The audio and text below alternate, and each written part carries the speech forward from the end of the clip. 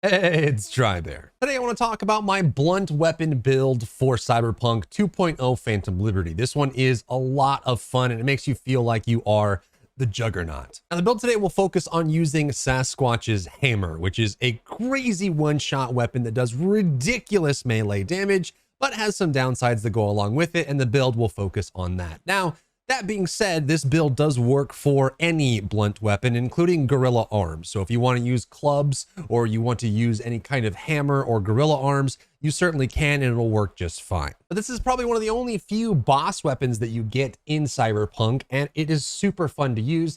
The downside with this is that it is a crazy damage weapon that goes through almost all armor when it swings, but while you have it equipped, you move a little bit slower, your jump height is a little bit lower, and you can't sprint, dodge, or dash. And I also like the hammer because I was able to hit Adam Smasher so hard on very hard difficulty that he actually didn't even phase into his other phases. The hammer was just smashing him constantly for ridiculous damage and CC. Let's jump into the build. And if you have any questions for me about the build or comments, you just want to hang out, come by my live stream. I'm live every day on twitch.tv/Drybear. But we're going to start with body because obviously this is where the blunt weapons go. And we're going to rely a lot on getting adrenaline and maxing out that adrenaline rush so we can deal with the extra bonuses that we get from it. And then we're also going to want to max out all of the blunt weapons inside body, which means we will need 20 points in body. Now, there are some perks in here that will affect your gameplay that you will want to be aware of. The first one is going to be breakthrough. You reduce enemy armor for 7 seconds when you hit them with a strong attack. So you do want to be able to hit them with a strong attack and then quake, or quake and then strong attack, and use that wind up attack with the hammer so that you're always making sure that you're combining the 75% armor penetration that Sasquatch's hammer already has, plus the breakthrough armor pen, which means that even if they're heavily armored, you're still going to smash right through them. Kinetic absorption gives us a way to get damage bonus when we block an attack, which is usually just ranged attacks. So blocking with your hammer up is going to give you a little bit of damage bonus. And you do want to know that Wrecking Ball does work only for weapons that allow you to sprint. So for level 2 on Wrecking Ball, though we do need to get it, you won't be able to do the barrel forward while you're using the hammer since you can't sprint, but you can very easily switch to an SMG or switch to the gorilla arms really quickly, barrel forward, and then switch back to the hammer if you need to get around the fight. Next is Quake, which allows you to press Q when you're in the air or even just standing on the ground to slam and do a big AoE, which deals damage and knocks down enemies. It'll almost always knock down if you're using the hammer, which is really great. And keep in mind that with Epicenter, when you do Quake from the air, your area of effect and damage output scale with your fall speed and distance. So the more air you can get, the more damage and AoE size you can do with Quake, which is excellent. You want to be able to run the double jump legs with this on Cyberware, so you can get as much height as you can, and even jumping off of ledges and rooftops give you that nice bonus to be able to Quake down and hit targets. On top of that, we like getting HP for targets that get hit by Quake, and we also get stamina for each enemy hit by Quake. Next, you're going to want 20 technical because we do want to get as much Cyberware as possible. With this build,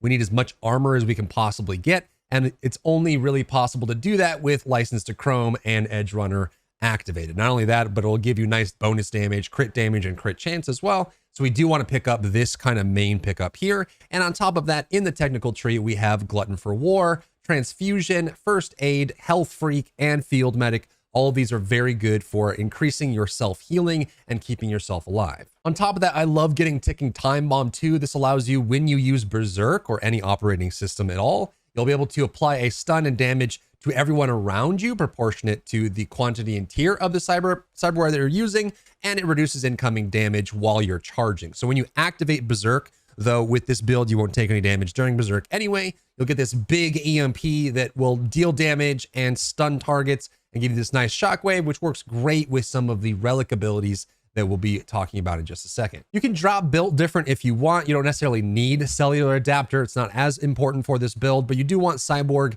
and extended warranty as well, just to make sure you're getting the most out of your cyberware and your Berserk effect. Next, we're going to put 18 points into cool, not because we care about this tree at all, because we can't sprint, we can't dash, we can't dodge anyways, but because it does give us critical strike chance, and we do want that. And then lastly, we want reflexes as well. I find it nice in this build because you have extra points. You don't really need all of, like, once you fill out everything you need for blunt weapons, you don't actually have, you have some extra points to spend. And I actually think that SMGs work great with this build. Not only are you going to be able to fire and get stamina back, especially with sharpshooter, gives you stamina regeneration when you hit multiple times on the same target. There's also many SMGs in the game that have status effects or CCs. So you're regaining stamina, you can get back into a sprinting mode, and then you can go back into melee when you get into a good spot. Or sometimes there's just drones that are flying in the sky, or someone that's a little bit out of range for your melee, so you can swap to your kind of hip firing weapon, move around, and with all these SMG perks, it makes you a lot more mobile. For SMG choices, I recommend the Fenrir, which you get very early on in the game. This one has crazy attack speed, good damage, and good scaling, plus decent shock chance on it as well, but also has a chance to apply Cyberware malfunction to targets that you're hitting, which works against Send Devastans. If you find an enemy that's dodging constantly or moving around, you can hit them with the Fenrir and disable that Cyberware. And power weapons tend to scale really well without putting any investment into their points or even worrying about things like ricochet, because they just generally have good base damage. I also really like the Raiju for the tech SMGs. You can even put points into tech if you really want to charge this one up. It does a bunch of damage. It scales really well with relic effects that allow you to do shock waves of EMPs and lightning going everywhere. You have the shock chance on top of it, and the headshots do more crit chance and have the crit damage, which makes this a really easy weapon to pump out at medium to short range. And lastly, for the relic tree that you get with Phantom Liberty, the things you care about most are going to be vulnerability analytics along with machine learning. This just makes it so there will be a target on enemies that you can target to deal vulnerable damage. And when you deal enough damage to it, it'll explode into an EMP blast, which you can even do this multiple times with quaking and AoE attacks or wide swings with your hammer. And if you're running with the Gorilla Arms, you also want to pick up the Limiter Remover and Jailbreak,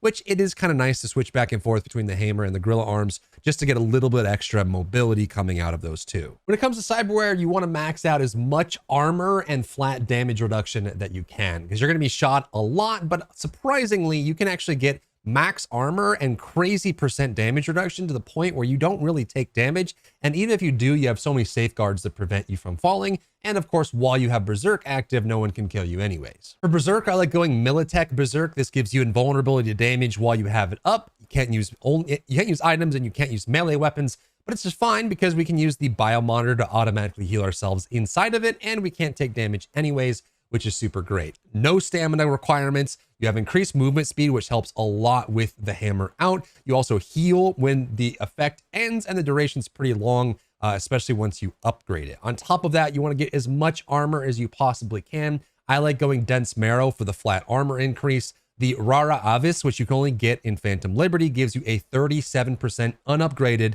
armor increase plus extra bonuses on top of it. And because you have body and technical, you're getting armor from these and extra health as well. And then I also like running the Universal Booster. This gives you reduction in stamina costs, and you also get bonus armor when you use a health item. I also love running the Revulsor, which gives you slow time when you drop low to percent of HP. And keep in mind, we have a build that will lower the cooldown on this even more, especially once we have these locked out. You can run Adrenaline Converter if you want. This gives you a little bit more movement speed to get in melee range at the start of combat. And then your other major category is your integumentary system here. Shock and Awe is nice. It means that when you take damage for any reason, you have a chance to release a big AoE. Since you're in their faces anyway and you're constantly taking damage, this goes off quite a lot more than you think it does, as it would be less with other builds, obviously.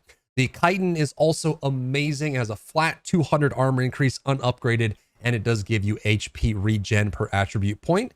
And on top of that, I like getting Peripheral Inverse. This means that the closer you are to enemy, the less damage they deal to you. And this is a global damage reduction modifier separate from armor, which makes you even tankier, especially when you're in melee range. And of course, you want Reinforced Tendons. You can do the double jump to get extra damage out of your Quake in the mid-air. And then I also like running the Adrenaline Booster for increased stamina whenever you use a melee weapon to take out a target. And as like a last addition, it does cost a decent amount of Cyberware capacity. So this is more towards the end of the game when you have more max capacity. But I would recommend getting the Cockatrice Optics from Kuroshi. This just gives you a flat 35% crit chance bonus in your eye socket, but it does cost 30 Cyberware capacity to put into it on top of all the extra capacity you're using up for your defense. And when playing, don't be afraid to use your SMGs to close the gap or give yourself a little bit of room. But if you have Berserk up and you're ready to go, just get in there with the hammer. One of my favorite things about the hammer in general is not only can you do shock and awe, not only can you do EMP when you start berserk,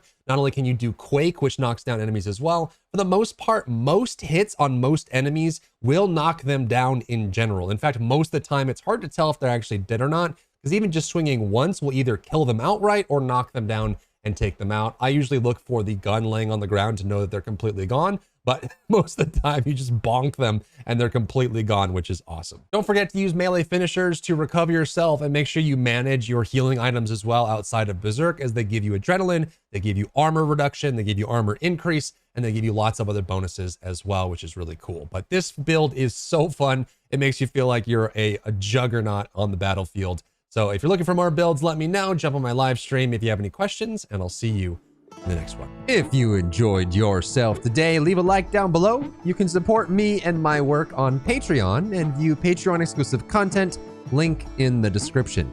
Thank you so much for tuning in, and I'll see you in the next one.